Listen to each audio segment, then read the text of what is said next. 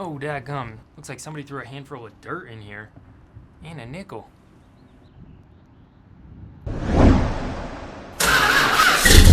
Welcome back to the Roadside Rescue YouTube channel. I'm Ernest, and on this episode I'm going to be looking at an 84 C4 Corvette. I've been doing a ton of OBD1 vehicles this year. That's because Utah is making OBD1 antiques. Anything with an antique plate still pass emissions this year. It's crazy, but that's not what I'm doing with this one. This just happens to be a customer from recently, and they said that they think their fuel pump went out. So I brought a fuel pump with me. I think they know what they're talking about, but in this case, it happened to be quite a bit more than that. Now, typically I like to stick close to home. At least I charge a little bit more when I have to go further out. But in this case, I'm willing to go just a little bit further because their car's stuck in the parking lot of a school. So I'm gonna see if I can get it out of here. Again, they're a customer as of recently, so I'll probably give them a little bit of a discount and see if I can't do this job and get them on the road. All right, a little bit of a drive later and we're here. I've got a fuel pump and a strainer because for some reason this one doesn't come with a strainer. Yeah, no idea if they've got some sort of short or something that's killing stuff. So I'm gonna test for power first, I guess, and then maybe I should check that relay because it was replaced recently, so I just was kind of assuming it was the same issue. Whenever they said it needed a fuel pump, I was like, yeah, sounds right. So let's go find out.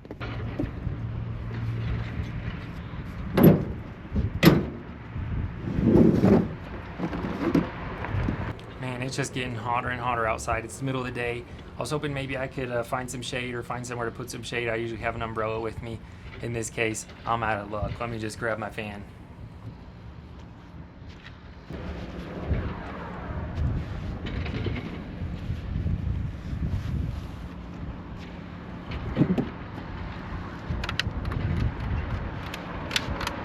I think I always bring a battery pack with me.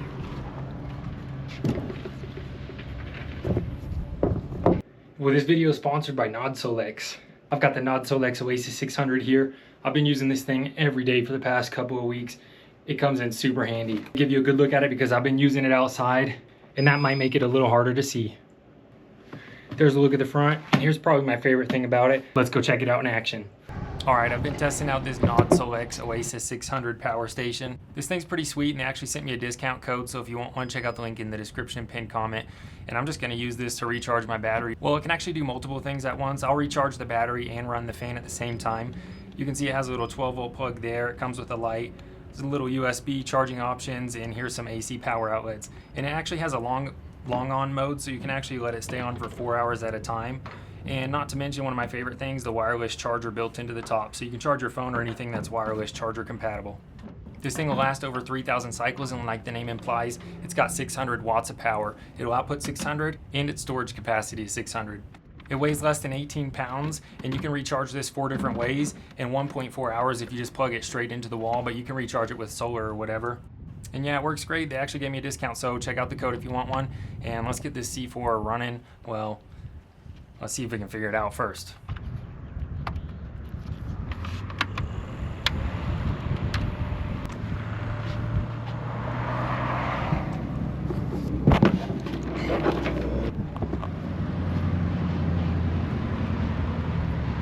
All right, here's the setup. It did the bare minimum to keep me cool. I didn't even work on the fuel pump the whole time. Let's go ahead and get started figuring out what I'm even doing with this.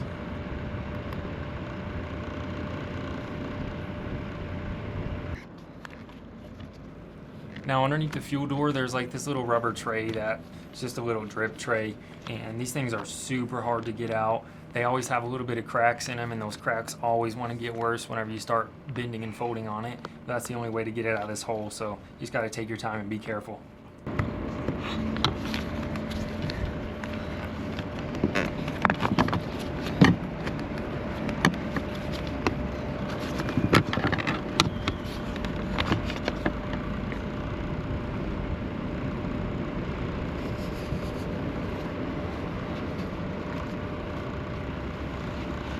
Just want to look everything over and make sure that everything looks like it was put back in place together. I wish I'd have looked inside the fuel tank sooner, but everything on the outside looked fine. Let's check the connector.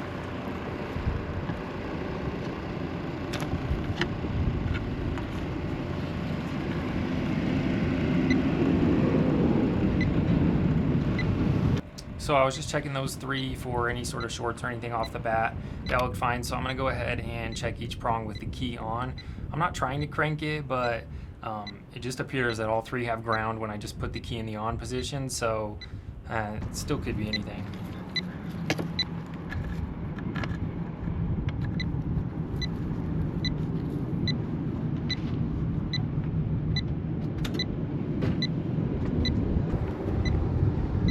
All right, so third one, and I was thinking maybe you actually have to put the key to try and start the car, not just in the on position. So I tried to do that and everything died. Well, I actually fixed the negative battery terminal because that was pretty loose. Let me show you what I did there, but I got this thing idling and it looks like it has fuel pressure. 45 PSI is good. It's running, but it's running terrible. Like this thing had it sounds like it almost had a terrible cam, and I had to call the customer and ask if that was normal. They said no, and you can see the new terminal there. That at least got it to run, but I'm thinking, man, maybe this fuel pump's all clogged up just because of how this thing's dying every time I try and give it gas. Here's the old terminal. It was all stripped out, so I just went ahead and replaced the terminal. I thought that would make it better, but let's go ahead and peek at the fuel tank. And oh boy, I have never seen a fuel tank on a car running as bad as this. I even think I saw a nickel down there. See if I can turn the light on here and just look at all that rust. I mean, I don't know if somebody poured something in there because it looks like the sides of the tank look fine, but there is dirt everywhere and a nickel. So I went ahead and pulled the fuel pump out since I brought one with me, and I thought, for sure that's the issue. Look at this strainer on it. Apparently the fuel pump was replaced just a couple of months ago, and I thought, dang, this thing is clogged up again. Look at that. So new fuel pump went in, and needless to say, I got my hopes up. Okay, new pump's in. This idle's in revs. I'm gonna leave it at that and see if they can get it home, and we're planning on replacing or taking that tank out and cleaning it.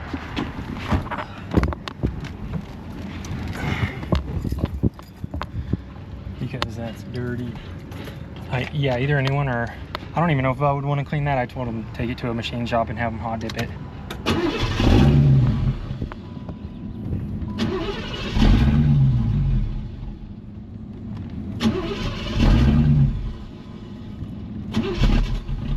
Alright, so it looks like I put that fuel pump in for nothing. On to step 4. Let's see what the check engine light's saying. OBD1, so I'm going to go ahead and just jump the prongs underneath the dash here with a little piece of wire, and make sure you don't do that when the key's on. So did that. Let's turn the key on, and we should get some codes flashing at us, and in this case we just have one code flashing at us, and that's a code for the throttle position sensor. So I didn't get any footage, but I'm going to go ahead and head up front and test that throttle position sensor. Now when you look at the codes flashing, they repeat themselves 3 times, and there's a code flash number 1 and then 2 flashes, so that's 12. And that's just telling you that the code numbers, the string has reset, so when you see that, you don't have to keep trying to remember the numbers after that, you know, it's starting over. So between that 12, we're just getting the number 22, and 21 and 22 are throttle position sensor codes, and 22 is for a low circuit input. So probably something broken inside the sensor. I went up and tested the signal. We had 4.9 volts. I'm sure it was a 5-volt signal, and that was dead on the money, and we had good ground. So that return signal wire, I'm sure, wasn't giving a good signal because the throttle position sensor itself wasn't giving a good signal. So let's go ahead and order that sensor and head up there the next day. Well, the sensor was pretty easy to find. I actually spent the afternoon testing out that power bank a little bit more. You're not going to want to miss what happens when I get back to the Corvette. It took several hours. Not only did I have to recalibrate the sensor, that wasn't even the main issue. Well, here we go. I've got this NODSOLEX power station out in the mountains. I go camping a lot, and I'm just in the mountains a lot too. Besides, I use these things every day. Now, when it comes to recharging these things, like I said, I like this big plug in the back the most, because you can recharge this thing in less than an hour and a half. But you also have this solar option here. And then on the front, you have USB-C recharging options. That charges both ways. And then up here, we've got our DC 12-volt options. Underneath that plug, we've got our 2 plug-ins. And those DC plugs, you can actually recharge through those as well. So 4 different options. This is like the perfect size for a day trip, or for 2 days, 3 days. This size to work every day, this is the perfect size. I can recharge my drone 12 times, so it will recharge my laptop 2 or 3 times, a tablet 4 or 5 times, and your phone probably like 20 times. Now, I've also got this smoke machine that you're going to see me use later on in the video, and a lot of smoke machines come with their own plugs, but half of them you have to have like a power supply as well, so this could work perfect for any sort of tool where you need an external power supply. And again, you have all the options, so you can even use tools that are just meant to be plugged into a car. All right, I'm back. It's the next morning. I've got that throttle position sensor. Fingers crossed that's it.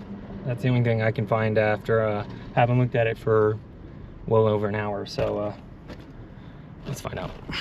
All right, here's something else I was thinking yesterday. Brought some heat shrink, but I don't know if I have the right size to cover that cable up well enough. I think that one might be too big. I need to get a smaller size. Now, I thought this was just going to be an easy half hour of putting a throttle position sensor on, taking the old one off. I didn't realize that you had to calibrate the throttle position sensors. Of course, it's stripped out.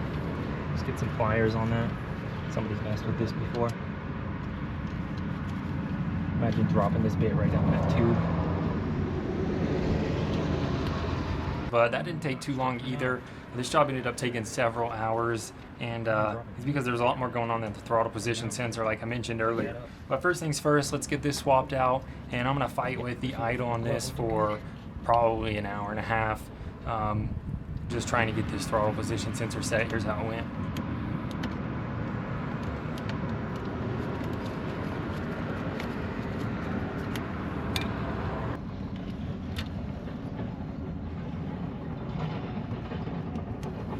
All right, I got the old one out and I made sure to protect the vent tube I took off. I didn't want to drop anything into the valve cover.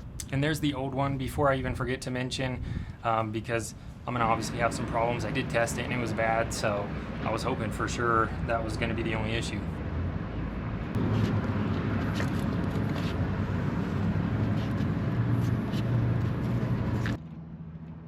Just getting these zip ties put back on, and at this point I thought I was done and I was ready to get out of there.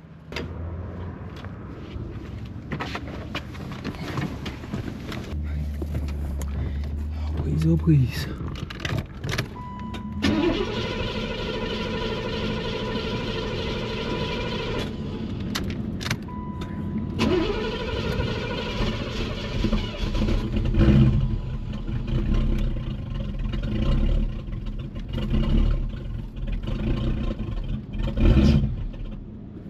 Well, as you can see, it's not really idling well, so I'm gonna go check the connector, and I thought it didn't look like it was on tight enough.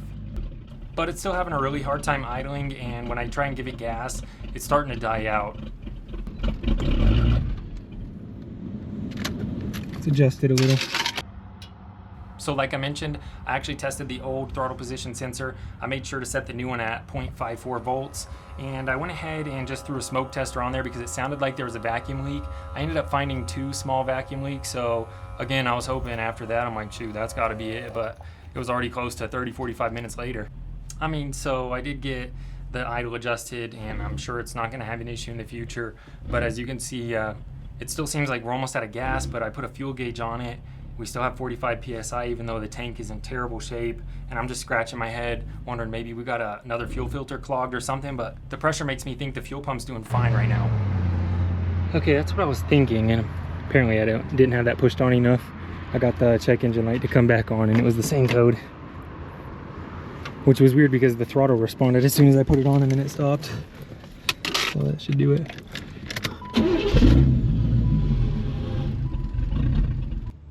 Yeah, no, that didn't do it. So I'm starting to double check the idle air control valve and any sort of sensor or anything that's plugged into the intake. I have so many of these clips of me climbing into this car hoping it's gonna work and it not working. You're not even seeing half of them.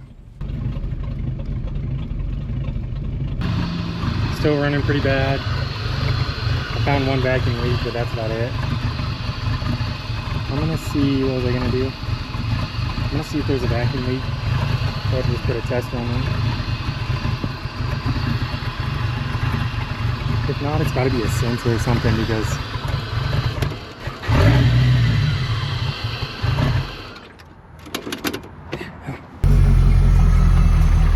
alright, finally got it idling a couple hours later. And I give it gas, it won't stall. I'll check that out. It's probably the that's the air flow sensor I have unplugged. So we'll have to replace that. And it's on a vacuum leak. Double. I mean, I got this thing, replaced as many things as I could that were going wrong with it before I finally found the main culprit of the issue. But it's good to know that it's got those other issues taken care of. And that fuel pump, that's just a band-aid. It's gonna go out soon.